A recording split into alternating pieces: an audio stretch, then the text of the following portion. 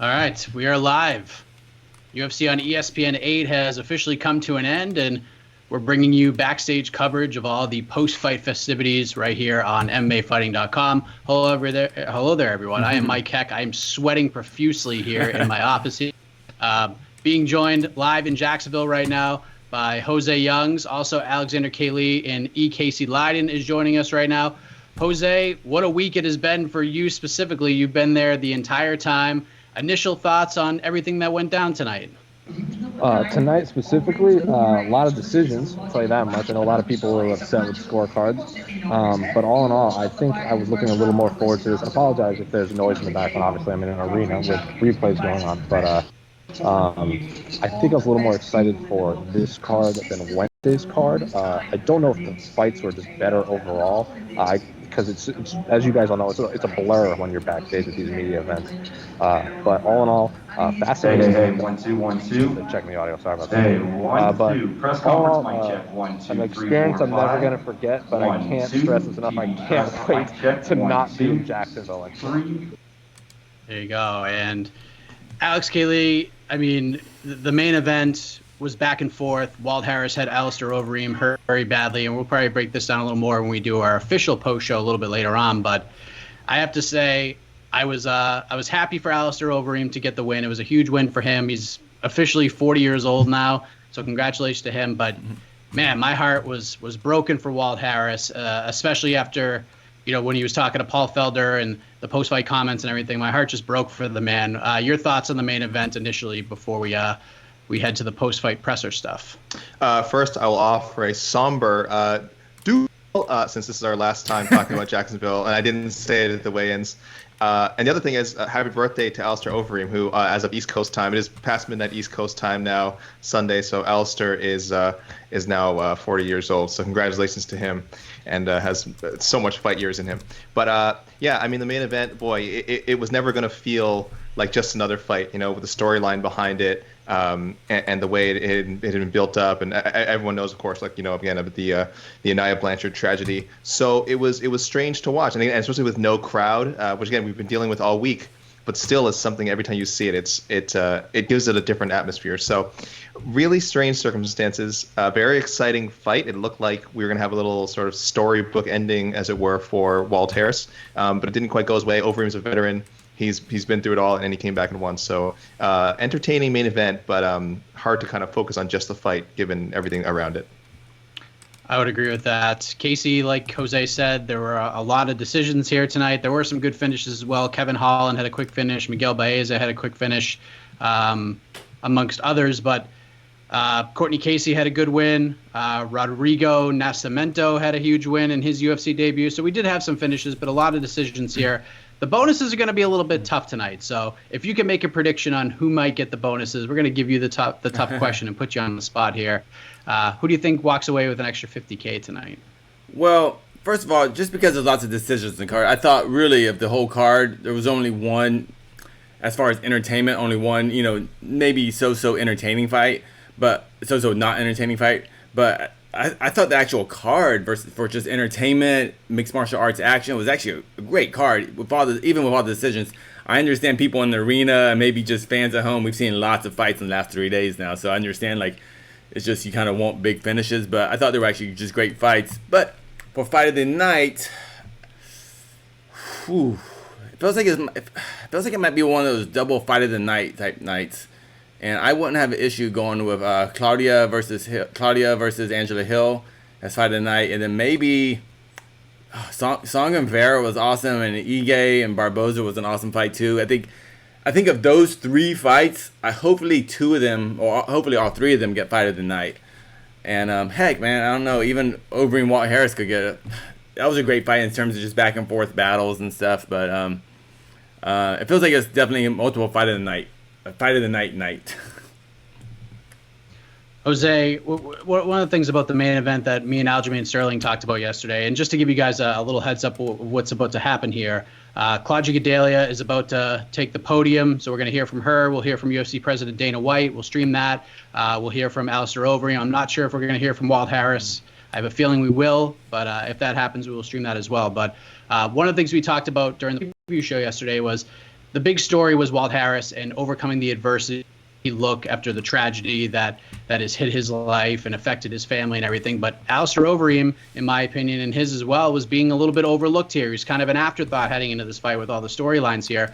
How much do you think that sort of played an advantage in this fight? It was almost like he was playing with house money, but he was also in a really tough spot because he was almost like a villain heading into this fight, and finishing Walt Harris must have been really tough for him. Well, I think if anyone was up to that challenge, it is Alistair Overeem, just because he's 40 as of 9 minutes ago, East Coast time. He's had 60 or 50 professional fights in his career, so he's been through almost everything. Obviously, there's no way to plan for a tragedy like this. Like, no one wants this experience. Nobody wants to be in his shoes. But I think Overeem was the perfect opponent for Walt Harris, given that Alistair Overeem has proven time and time again he will fight anybody. And then I'm seeing some movement. No one. Yeah, he was the perfect opponent. Big name, perfect headliner, coming off a loss and wants to get back in there. And one of those fighters that can deal with the pressure of fighting someone going through such a big tragedy. So yes, I don't know if it played an advantage. I was very surprised that Overeem was an underdog, but I think he was the perfect opponent for Walt Harris. And given that, I think we are about to get Dana White. So I'm going to flip the camera over to mine. All right, so UFC President Dana White is heading up to the podium.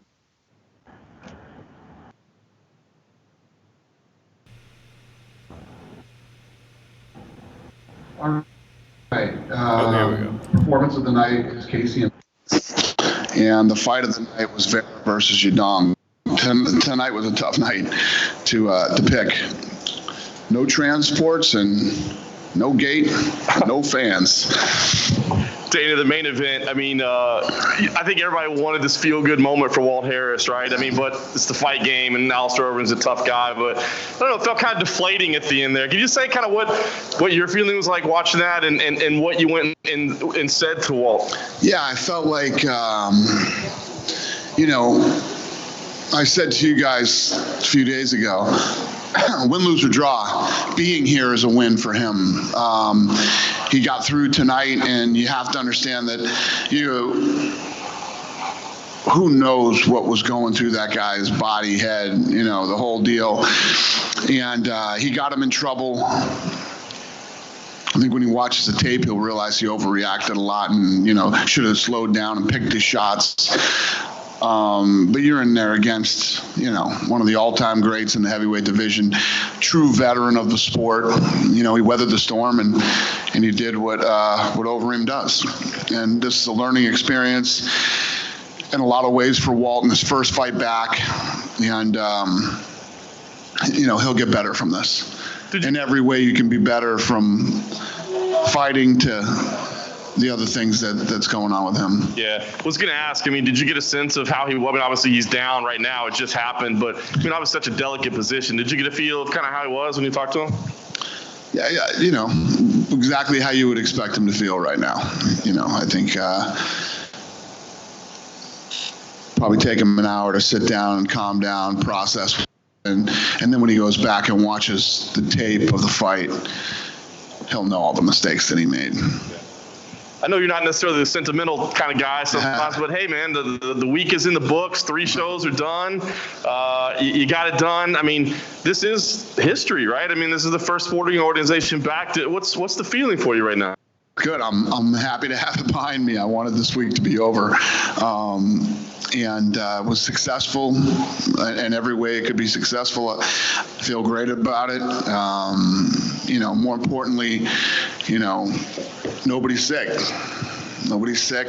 Nobody's gotten sick. And hopefully that's the case.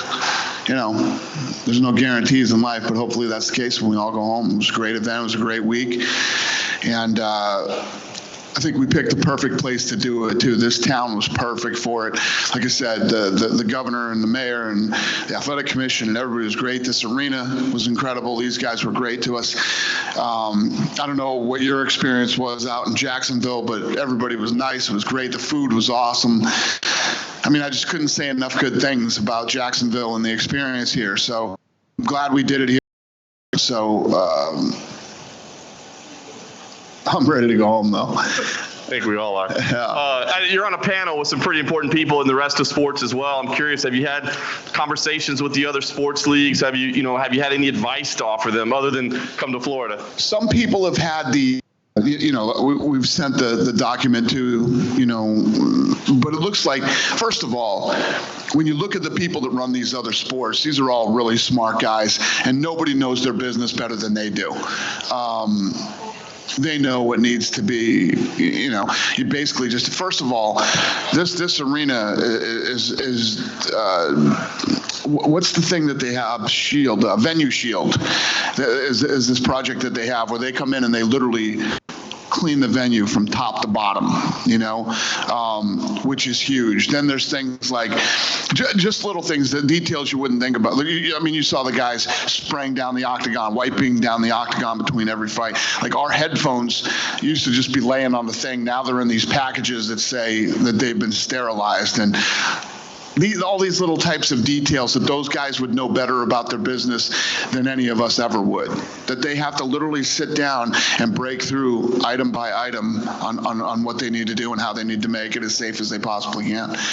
And they'll figure it out. These are all smart guys. Yeah. These are all smart people that are running these companies. And there was a ton of attention on these three events and the safety and all that. All this protocol that was followed this week in Florida, is that essentially the way you see UFC events being done, like at the Apex, on Fight Line, all the same type of protocol? Yeah. This is what we're going to do. Listen, obviously, you guys know me. You've dealt with me long enough.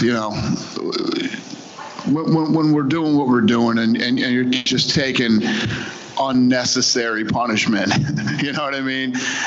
I'm gonna fucking snap eventually, and I do. But we worked hard. We worked hard to pull this thing off and to get here. And nothing means more to me than the safety of everybody that was involved in the event.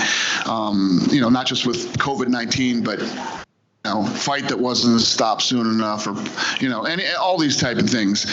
So every time we finish an event, I want everybody to go home safe, and it's not any different now with the COVID-19 thing. And we will do everything in our power. We will spend the money. We will get the best, the brightest. We'll talk to doctors and, experts in the field and to figure out how to beat it. And one of the things that I always do is I believe that nothing is impossible. Everything can be done, especially in 2020. And you just have to be willing to work hard enough, spend some money, and come up with solutions. And that's what we did this week. Looking to the future, May 30th, you were hoping to have in Las Vegas. Any updates on that, on where we stand? Is May 30th going to be able to happen at the Apex? I don't know yet, but yeah, that's what we're working on. That's what we're hoping for. Right. And once May 30th is on, we're rolling now. If we can't get May 30th at the Apex, it's going to be super disappointing, but we will go somewhere else. You'll definitely have a card on May 30th. 100%. And then we noticed tonight in the advertising for UFC 250 that had been announced for June 6th. Now it just says coming in June. So is that not happening June 6th, or do you know what's going on with that? What did they do? Just said coming in June. It used to say June 6th. Yeah, well, first of all, nothing has mattered to us but this week right now. This is all we care about. Getting through this week. We go home. We start getting back in the office next week. All of our employees are being tested right now. So we're testing the whole company. And we're going to get everybody back to work. And the matchmaking meeting is Tuesday. So we'll get our shit together next week. Sounds good. Well, I'll ask you one anyway. Last one. There was one fight that guys are going back and forth with each other on social media. That's John Jones and Francis Ngannou. Both seem to be wanting that fight. They say it's a big money fight. The UFC's got to bring the big money. What do you think? It seems to be getting fans pretty intrigued. Is that a fight that you at least see as possible?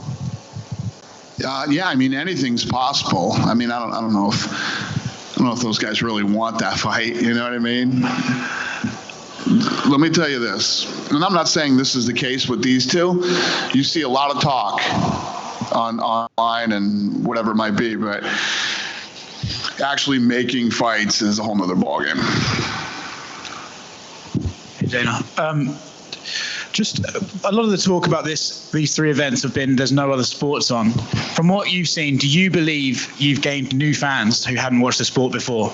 I don't know. I don't know. I mean, hopefully that's the case. That would be awesome. But listen, it wasn't even about that. It was about, you know how strongly I felt that we could do this. So it's really what it was about for me. Eddie Hearn just announced his plans to bring boxing back in the UK. I was reading his plan. I have to say it seems very similar. Hotel, test the fighters when they arrive, socially distanced, digital media days, stuff like that. Yeah. Is he one of the guys you've spoken to about getting events back on? No, he and I spoke, but it was more just like he said, "You're a crazy motherfucker. Good luck tonight." The fight. So that kind of stuff. No in detail talking. Cool. I know you said the matchmaking meeting is on Tuesday, but in regards to Fight Island, do you have an idea of who you'd like to see feature on that card? And do you have guys training for that date? Or no, I have no idea yet. Right. We'll figure that out. Guys are training and people are training right now. People want to fight. So I don't see an issue making a fight with anybody right now. And other than Rose, there might be others. So this isn't, I don't know if this is a fact, but I don't think there's anybody else that's brought up any issues about fighting right now. Okay. And last one from me. I know you said you prefer the crowds and you prefer the energy they bring, but having seen some of the fights we've seen over the past week, any argument that somehow having no crowds could negatively affect a fighter is out the window, right? Yeah, well, that was out the window anyway. I mean, I've been doing the Ultimate Fighter, for 15 some odd years. No crowds. And then we're doing well, there we go. I've been doing the Ultimate Fighter for 15 some odd years with no crowds, and obviously the Contender Series, and some of the best fights you'll ever see are on there. What was cool about tonight that was different for me, or this week, I mean, and for you guys too, was fights of this level with no crowd. Big difference. Dana right here. A lot's obviously been made of Walt's situation, but of course Alistair Overeem won the main event. What did you make of his performance? I feel like the last 10 years, a lot has been made of his chin or lack thereof, according to fans and pundits, but you saw he took a lot of damage in that and still came back. So what did you make of it? That's crazy you say that. I said during the fight, I was like, damn, when did he get a super heavyweight chin? He took those big shots and recovered.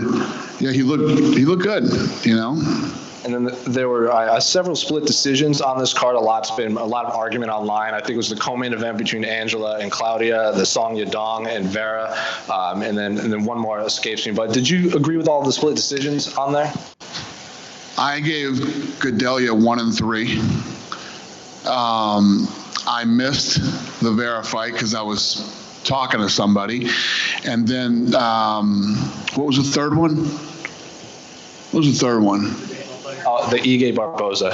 Who? Ige versus Barboza. Oh yeah. I had Barboza winning that fight.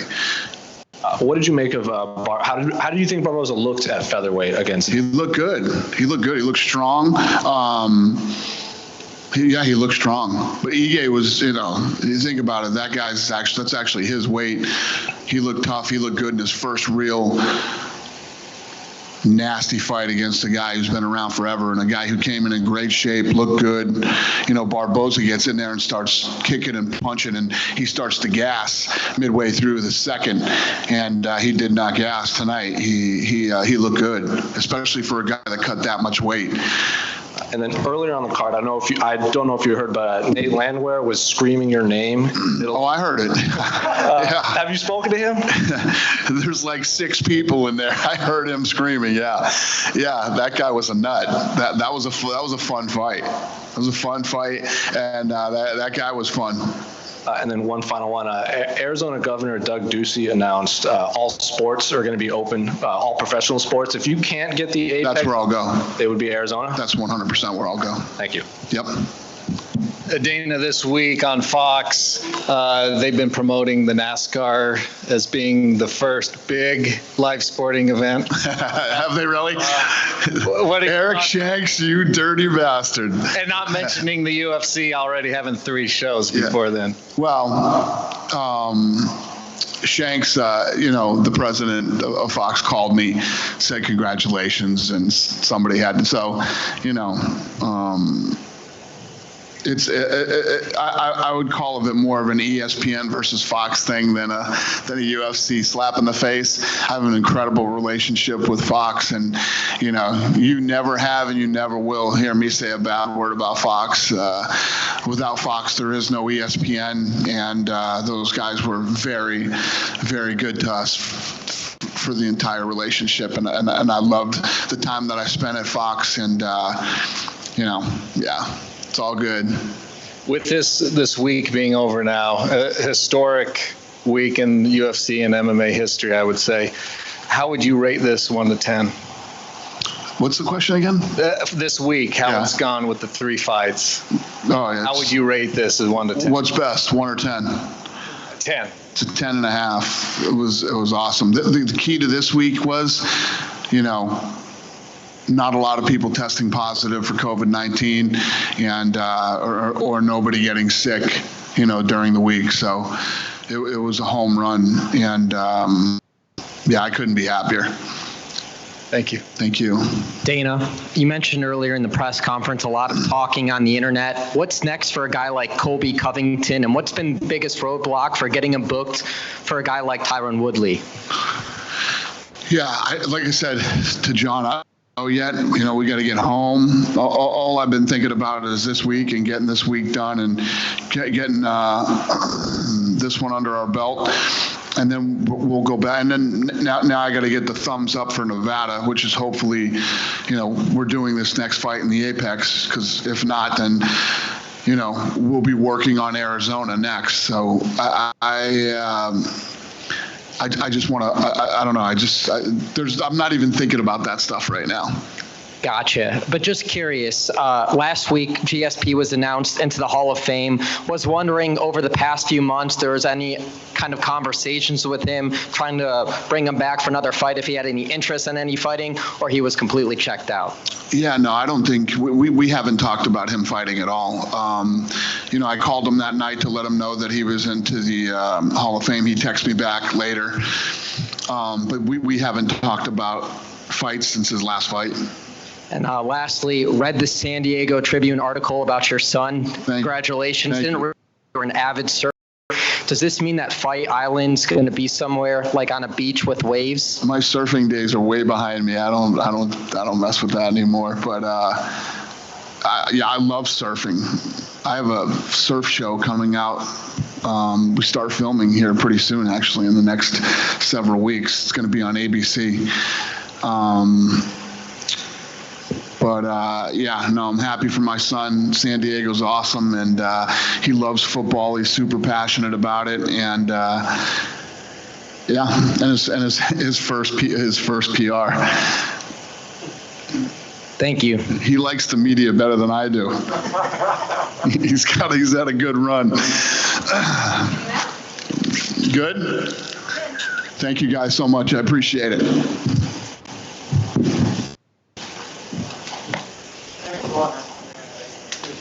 All right. You just heard from UFC President Dana White. A lot to unpack there. Alex, I'm going to start with you. I don't know if Alistair is about to head up, but the bonuses come out. Fight of the night, Yadong versus Vera. I think we can dig that one. Performance of the night, Miguel Baeza and Courtney Casey. Agree or disagree? Oh. Can't hear you. AK. Sure, you're saying something incredible. That was a human error. Just had the old mute button on. Okay. Okay. All right. I think, as Casey was saying before, it kind of would have been nice to see more than one fight of the night. Like, we've seen them when there hasn't been obvious performance bonuses to give out. We've seen them do 2 fight of the nights. They essentially designate 4 $50,000 bonuses, whether it be 4 performance bonuses. We've seen that before, or again, 2 fights of the nights. In this case, I hope it's cool that Courtney Casey and Baeza and Song Yadong and Marlon Vera got the official designation. I hope that we hear. Well, I guess we won't hear about it, but that they get those always rumored discretionary bonuses backstage. I think a lot of people should be getting $50,000 bonuses. Again, good for Courtney Casey and good for certainly good for everyone else again who got a bonus. But guys, can you hear me? Jose's back. Okay. Claudia's hopping up. All right, Claudia Gadelia. Here we go.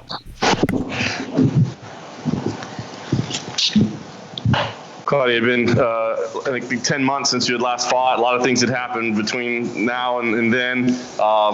Give us the idea. What was the feeling like in there tonight? Finally getting to compete again. Kind of crazy, We're going through some crazy times right now, and to be able to train in a garage, go through a fight camp, lose 15 pounds, and come here and fight a good striker, stand up with her. The whole it's pretty crazy. I was going to ask, round one seemed to go pretty much perfect for you, and then things started to get a little difficult after that. So what were the feelings, like adjustments that you needed to make, or, concerns that you were having as the thing was carrying on? Man, Angela is a great striker. She's a great fighter. I think she should be ranked. I think she's a top 10 strawweight, She had her ups and downs, but she's so much better lately. I don't know what she's doing, but she got so much better, and I knew that. I studied her and was like, wow, this girl's getting so much better. And I've been working my striking a lot. I was having fun standing. I should have tried a little more to take the fight to the ground, but I was having fun, and I feel like I need those type of fights. I need to stand up with great strikers to be able to step there again and grow as a fighter and do anything I want in the octagon. I was going to ask you, I thought you'd be going for takedowns more frequently. So was it a conscious decision, like coming in, or just on the spur of the moment you said, hell with it, let's just throw down? I feel like I need those type of fights, of course you grow from sparring, you grow from training, from drilling, but those fights, it's what makes you grow. And I stood up with a great for 3 rounds. The second round didn't go very good, but the first and third worked very well, and this is what's gonna make me grow. This is what's gonna make me better, and more confident to step in there and do anything. And you mentioned the rematch, and Carla came out and she had talked about it before too. She went to social media and she said, let's do it, but don't bring the grease this time. I don't know if you had a chance to see that. What do you think about that? I heard, man, it's 2020, the sport, it's evolving so much. Like, come on, I have the commission athlete following me, like, to the time I step in the octagon to the time the fight it's finished. How the fuck am I gonna grasp? Carlos Paza, stop with your fucking excuses and let's get back in there again. Claudia, what did you make of Carla's win over Watterson? Say it again. How did you think Carla looked against Michelle Watterson on Saturday? Right now, I wouldn't say much, because everybody is going through crazy times and it's tough to train, it's tough to do anything. I don't know how my camp was, but the fight, not a lot of things happened on that fight, so I can't say much. What did you make of fighting in an empty arena where you could hear everything the whole fight? It was crazy. It took me a little while to realize I was fighting. I felt like I was walking to a movie theater. It was like I saw Dana with his orange shirt standing octagon side. I was like, okay, I see this orange shirt and an empty arena here. But it was like going to a sparring session. It was like a tough sparring, Would you obviously coach the Ultimate Fighter. Could you compare it to that fighting fighters fight in that empty gym, like fighting out in this giant arena?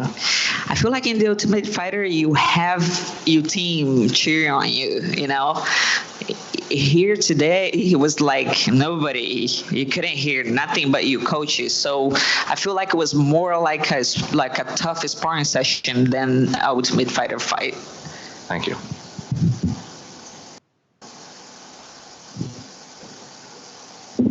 Thank you, guys.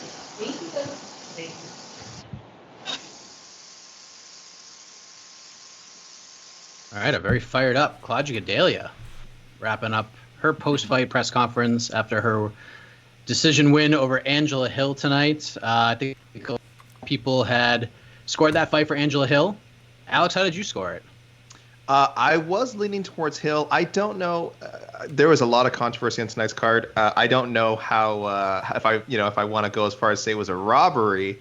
I was in charge of the MMA fighting social media tonight, though. I did make some snarky remarks. I kind of, based on everything that had happened, I was kind of like, well, everyone, I'm not really sure what's going to happen with the judging here. We've seen some screwy stuff. But, I mean, Gadelha certainly did enough to get the win. But I don't know if it was necessarily a robbery per se. Yeah, Hill looked great. I mean, Hill looked maybe as good as we've ever seen here. So it definitely was very tempting to say that Hill won that one.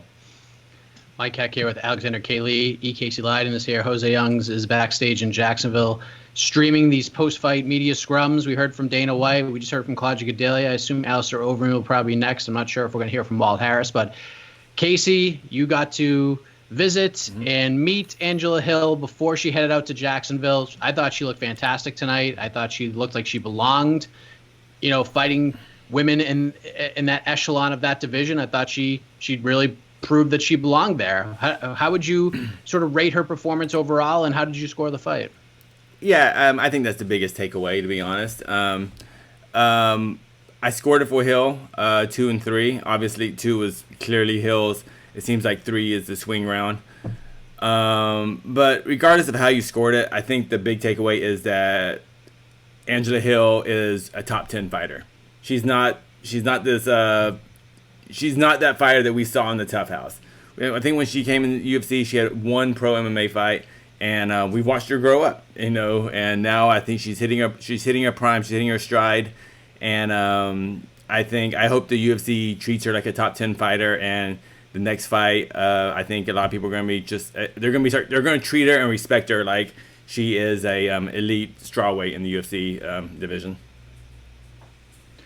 My thought, and to give a little teaser, if Angela Hill had won, and I kind of still agree that this should be the fight, Alex and I are going to drop our onto the next one post, I think on Monday, sort of doing our matchmaking here. But my suggestion, Angela Hill versus Michelle Watterson. I think that makes all the sense in the world. Agree or disagree, Alex?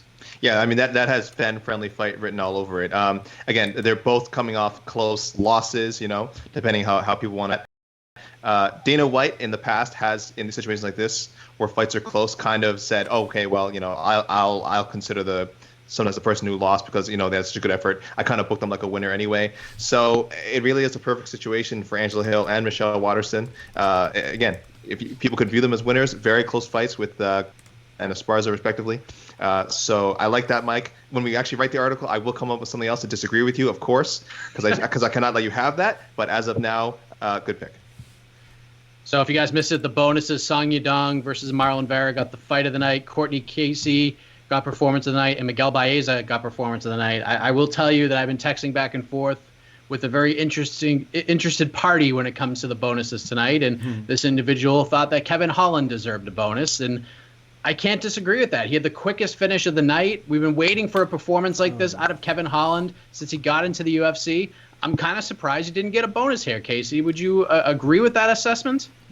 You know what? I think that's one of those, there's no rhyme or reason to performance in fight of the nights. And I think Dana White's been pretty public in the past about, I don't like people who talk and have fun and, no fun. And Kevin Holland's one of those guys that is very open. Like, he likes to have fun. He likes to kind of talk, not even talk smack, just talk when he's fighting. So, no, I'm not surprised the UFC that Dana didn't decide to write him extra $50,000. But obviously, he didn't even speak a word in that fight. Not one word until it was over. Until it was over. Then no, he deserved $50,000. A lot of fighters deserved a lot of money on this card, to be honest. I mean, just honestly, just hazard pay. They deserved a little extra. Yeah. Oh, we got Jose coming in. Oh, we got Jose back. And there's Jose, who's probably one of the most tired people on earth. So you asked the question to Dana White, and this kind of will be a much easier trip for you if this happens. But May 30th, if it doesn't take place in Vegas, Dana White said 100% it's going to happen in Arizona. So you must be very excited about that. Yes, I am very excited to be able to sleep in my own bed and walk to the arena and all that stuff. My words can't describe how excited I would be for that. But obviously, it would still be the second choice. He wants the UFC, obviously, the UFC. He wants the Octagon, the UFC Apex, but Nevada might not be open until June. Our governor in the state of Arizona has announced professional sports are welcome to continue on with no fans. I'm sure you guys have heard MLB has even looked into holding a lot of their games in Arizona, which would be a foolish decision because it's 120 degrees outside. You can't play baseball 120 degrees, but you can have an octagon inside. So if they do want to go to Talking Stick Resort Arena, I think it would be a smart. It would be one of the smarter decisions. It's within 2 or 3 miles of 2 hospitals. It's on a train line, about 15 minutes from the airport. There's a hotel for 5-minute walking distance. It would make sense as one of the key spots that they want to hit. Obviously, the biggest factor being that the governor wants sports back in there. So it's only about a 4-hour drive from Las Vegas, which is a lot easier than flying across the country to Jacksonville. So yes, all the last few days, because this decree from the governor went into effect yesterday, 24 hours, or 2 days ago technically because it's Sunday. So it would have been Friday. So since that announcement, I had kind of been thinking it would make sense because Dennis said it might not be in Las Vegas. I kind of circled he might bring the Octagon 4 hours south to Phoenix. And I would be very happy, yes, to sleep in my own bed. There you go. You're probably very happy to do that tomorrow once you arrive home. You might sleep for a week. You might sleep for a whole week. You have no idea. Let me get your thoughts on this because we're not going to be able to hear too much from you once things kind of shift back and forth. But thoughts on the bonuses tonight? Did you agree with the fight of the night? I could see that Yudong and Vera was a lot of fun. Miguel Baeza getting a huge win over Matt Brown. That one doesn't surprise you. The Courtney Casey one kind of surprised me a little bit, especially with Kevin Holland getting the quickest finish of the night. He looked fantastic, sort of lived up to that potential we've been waiting for a while. Some other great finishes as well. Your thoughts on the bonuses? Did they get it right here? It's hard to say. There were so many good fights. We were talking back here the Darren Elkins Nate fight. What's a Landwehr? I think that's his last name. Yeah. That was a lot of fun too. A lot of people when that fight ended, goes, well, there's an early contender for fight of the night. But it's just two different kinds of fights. It's one fight was really entertaining and violent and bloody, and then Vera and Song was just a really high-level martial arts competition between two really high-level athletes. So it's a toss-up for fight of the night performance that you can argue. Casey doesn't really surprise me because how many people, wasn't it an arm bar from the guard? How many times do you see that? Usually it's you get, I don't know, because I'm sure Casey knows the exact terminology, but just watching it just looked really unique. And with that, Overeem is here, so I'm going to switch it back to him. All right, let's hear from big winner tonight, Alistair Overeem, picking up a second-round finish of Walt Harris tonight in the main event of UFC on ESPN 8. He's about to take the podium at the Vystar Veterans Memorial Arena backstage in Jacksonville, Florida. I would like to add, Alistair Overeem actually made a bathroom stop right there before he hits. So he'll be up in, I assume, a minute or so. We're right next to the bathroom. He was right there. Took in, goes, I gotta pee first, and then he walked in. Yeah, I think he deserves to pee after that win tonight. We're gonna have a lot more to discuss in depth with this card, but obviously if you guys are around, we saw some comments coming up. A lot of people felt Angel Hill got robbed. I'm seeing in the live chat that a lot of people thought Marlon Vera got robbed. I mean, it was just robbery. Keeping Alexander K. Busy with these retro robbery reviews in the future as we await for the urinating Alistair Overeem to take the podium. Is that his new nickname? instead of Overeem. Overeem. All right. So the Demolition Man. I always thought the Demolition Man was great. Bring back the hammer. Hey Jose, ask the question. When's he bringing back the big wooden hammer? That's all that matters right now. He's not the Demolition Man. I know. Yeah, he dumped that name a while. But I'm going to MMA. Oh, sorry. Go ahead. On MMA decisions. Oh, was he about to walk up? No. I thought he was. He's in that bathroom for a while. It Oh, he made decisions about. It looks like about 20 journalists had Barboza winning, and 2 of them had Ige. So very high majority on the Barboza side as far as robberies. And for Gedalia Hill. Go ahead. Gedalia Hill. And if you look at that, the same journalist got posted twice. So literally, pretty much only one. Drake Riggs got posted twice as picking Dan Ige. So actually, one journalist picked him. He just picked him twice for some reason. Drake Riggs. And then Casey, you were saying about Hill Gedalia? Yeah. Hill Gedalia looks about I would say about 70. It looks about 70% of the people had it for Hill, and about a few people had it for Gedalia. Not quite as a clean sweep as Barboza. And what was the other close fight tonight? Oh, Song. Song Vera. Last time I looked was pretty even. It might have been like 8-7 or something like that. It looked pretty even. The media members scoring. Yeah, it looks pretty even. Was there any Landwehr and Elkins? Was there any controversy with that? Just it shouldn't have been 30-27 probably. If it was fighters' decisions, I think every fighter I saw was Darren Elkins. I would like to add a fun stat. 3 fighters who scored knockdowns. Barboza, Angela Hill, and Walt Harris all lost today. Wow. Wait, where was that? Yeah, wait, I just saw that as well. Shout out to Richard Mann. Richard Mann, ESPN and Fight Metric, which I guess is UFC stats now. He also said before this card in 2020, fighters who scored at least one knockdown, 32-1. And the one was only because Michel Pereira got himself disqualified. So I mean, he was probably going to beat Diego Sanchez. So it should be every fighter who scored a knockdown in 2020 should be 33-0 before tonight, where they all lost.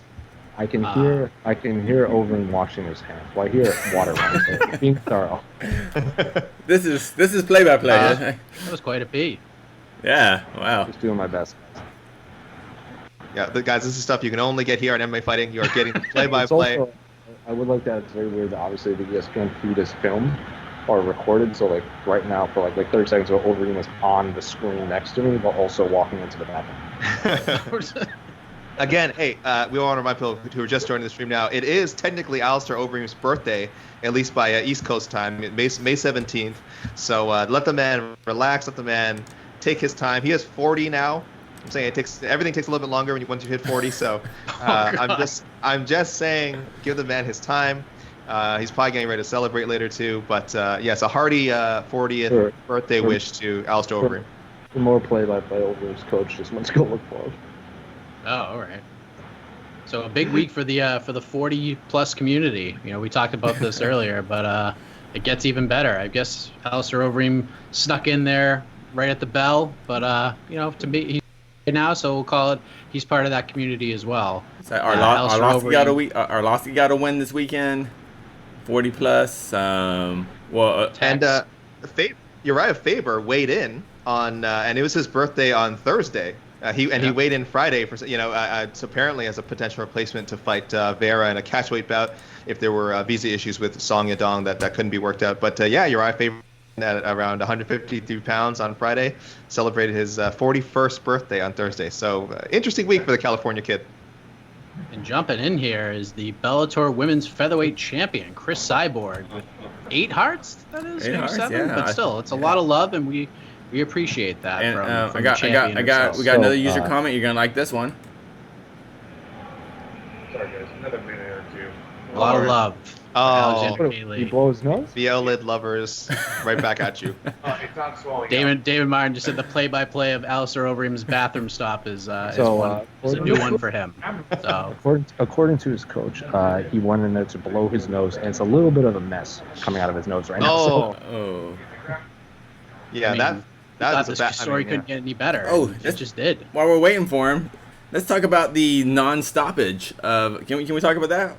The non-stoppage of Overeem. Mm-hmm. If that would have been stopped during that beatdown, I don't think there would have been any complaints. Nope. What a moment that would have been. But Big Dan, being a vet in that situation, let it go on. Alistair Overeem made it happen, and turns out it was the right decision at the end of the day. And you know, we'd be having an entirely different conversation right now. The post show coming up later on tonight, that'd be a much different conversation right now. But it looks like Alistair Overeem has completed everything, perhaps. Well put. The nose and nope, not yet. Okay. But he's going to be coming. I'm sure he's yeah. going to have a lot to say. How many referees, I mean, would have been affected? Just Dan, like the rest of us, he knows the story. So in that moment, how you have to think he must have been thinking like, he doesn't want Walt Harris. You know, he doesn't want Walt Harris to win. You know, he's not. It's not that. It's not a bias, but it's like the way Harris was flurrying and how badly he had hurt Overeem. I just have to think it was in the back of Dan's mind to at least consider, like, oh man, this is a real moment. If I step in and stop this fight, save this guy from damage, Walt Harris gets his moment. ESPN would be super happy with the way that they've sort of been broadcasting, this narrative, of course, going into this fight. But he, super professional Dan, and Big John McCarthy has said that Dan Mergliotta sometimes lets his emotions get in the way. That wasn't the case with things tonight. He very professional, and again, like you said, in retrospect, now that we know how the fight ended, the right call. Yeah, and what's interesting is that he did the same thing for Walt in the second round. He gave Walt every chance to stay in the fight, and eventually it was just too many shots. He had to stop it, and big win for Alistair Overeem over Walt Harris tonight. Dominic Cruz, I think, was gave Dan Mergliotta the most kudos on Twitter. He said, give him a gift basket. Yes. Oh wow. For the way that fight went on. I think I tweeted the same thing. Controversial. Yeah, controversial moments of the week. It was a bad stop at Jake Haley. Dominic Cruz. Even Uriah Faber said it was a bad stoppage. Yes, really?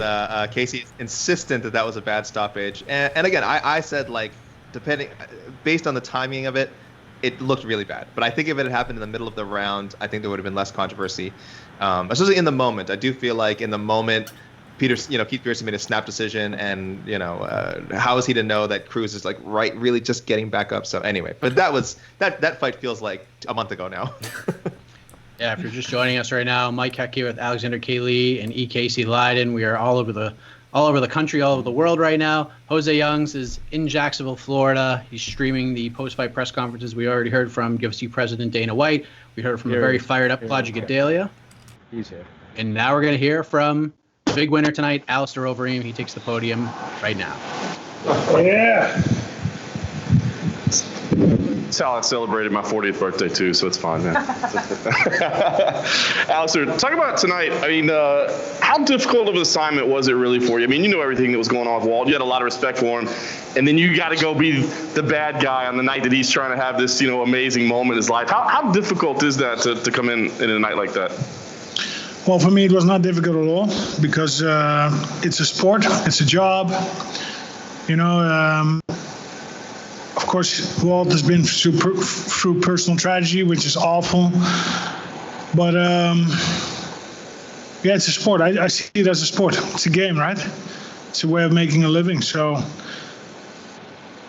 Walt is a cool guy. Don't get me wrong. We'll probably train together. We were kind of friends before a little bit. But I just see it as professional, nothing personal. Certainly. He caught you early. I mean, you've been doing this for a long time. How in trouble were you there? Was it worse than it looked, or was it trouble for a second? Well, there's definitely trouble because I got dropped. That's number one. Number two, I got cut, right? And, you have 275 standing over on top of you trying to finish you. So definitely we were in trouble. He's very athletic, right? Very fast, very powerful. So we were in trouble for a little bit. Fortunate I was able to reverse the situation and get the finish on Walt. Yeah, saw a lot of compliments for your chin. People say, "Oh, look, Alistair can take a shot." Maybe that was a question at times. I know that's kind of a backhanded compliment, because you have to get punched to do it, right? But do you feel like you show something like, "Hey, I can still, I can still take shots at this level"? For adversity, right? That's how you show it. Yeah. I think it worked out well tonight. I know you said it's just a sport, just a game that we play, but it looked like you were being very meticulous with your finish. Did that factor in at all, like your respect for him and your understanding for him, and maybe not trying to be as violent as you could be in finishing it, but being a little more meticulous? No, again, when I fight, I put the emotions away. The friendship or the personal tragedy, it's a sport. It's a way of living. And we both love what we do, right? So I just try to approach the sport aspect. Sure. It's not personal to me. You had some words for him afterwards. Can you share it all, what you shared with him?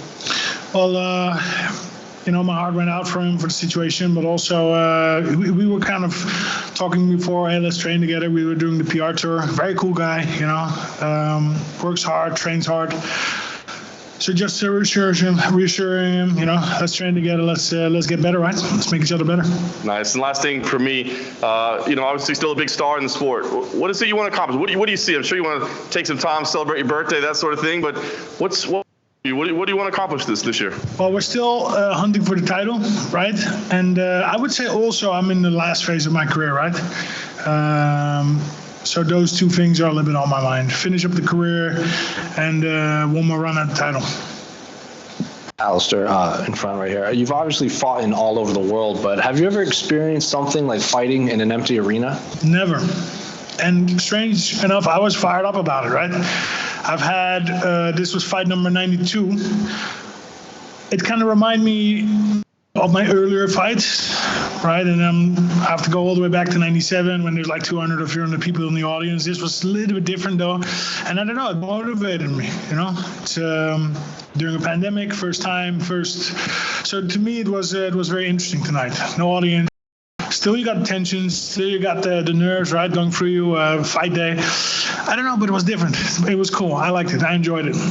And then when he did have you in trouble, you notably hit that switch to get back to your feet. You've also made it known you enjoyed training with Curtis Blades, and that move is very high level in collegiate wrestling and amateur wrestling. Is that something he worked on with you for this fight? Well, Curtis is, I would say, the best sparring partner I've had. He's, what is his rank, 3 or 4? And he pushes me. He pushes me to become a better fighter. I think I do the same to him. So we have a great chemistry also with the coaches, with the rest of the team. And, Curtis is tough. He's 260. 275, sometimes he's 255, but you got to be creative. You got to figure it out. So, yeah, I don't know. He pushes me to become better, and he's instrumental to me.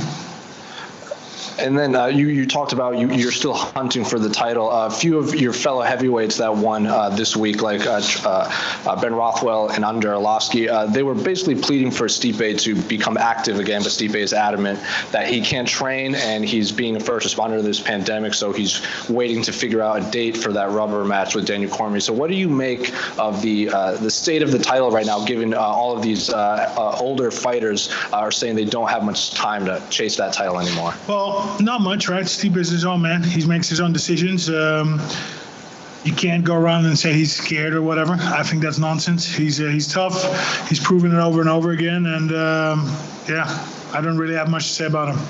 Thank you. Anything else? Okay, that's it. Boom. Yeah. All right. Overeem, big winner tonight. Not a lot of time, not a lot of questions. Just wham, bam, in and out. He spent longer in the bathroom than he did at the podium. So, let's just throw that out there. But a huge win for Alistair Overeem, his 40th birthday. So congratulations to him. He could say, and I like the way he sort of approached the question from the first guy who asked, which we know is John Morgan.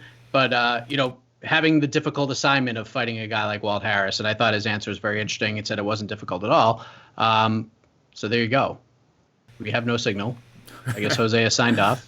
We're going to throw it to Jose to give his final thoughts on all of this, since he's been our boots on the ground the entire time. But I think Jose's ready to go home.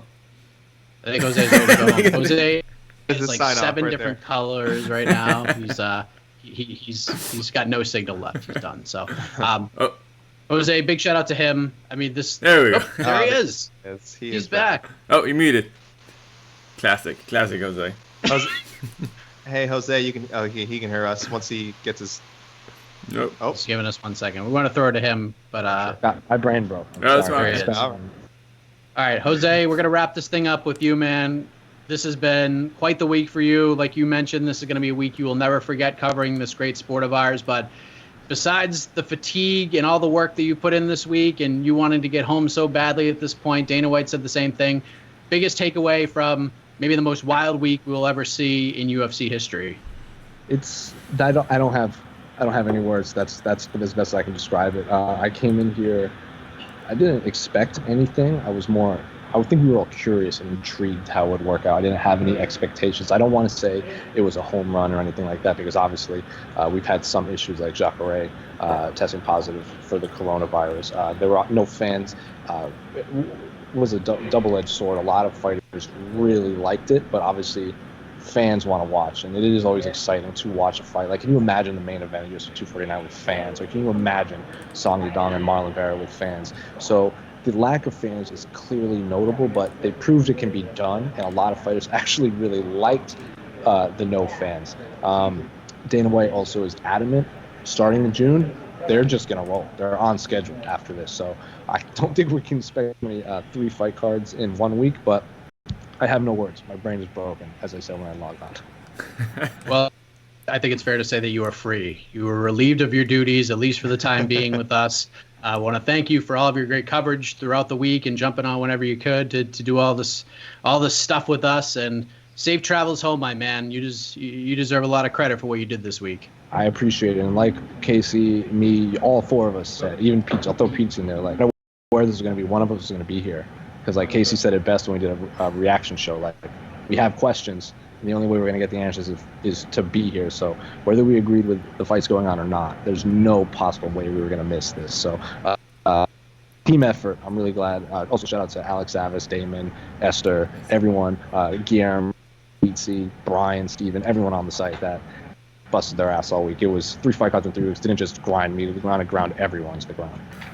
Yeah, it was funny heading into this week. Damon Martin, our colleague, said, "You think our team's good now? Wait till you get through this whole fight week experience. You're going to see how great we really are." And I couldn't agree with that more. Thank you, Jose. Now, for those of you who are watching right now, we see your comments in the live chat. We see things being posted. I know you guys want to keep talking fights, and we're going to give you that opportunity to do that. We're going to do a virtual post-fight show coming up in around 5 minutes or so on this page, so you can log out of this and then get ready. You can wait in the waiting room once the link. The 3 of us, we're going to talk fights. We're going to answer your questions. We're going to recap everything that happened tonight at UFC on ESPN 8 in Jacksonville. So we will see you then. For Alex and Casey, I am Mike Hack. Big thank you to Jose Youngs.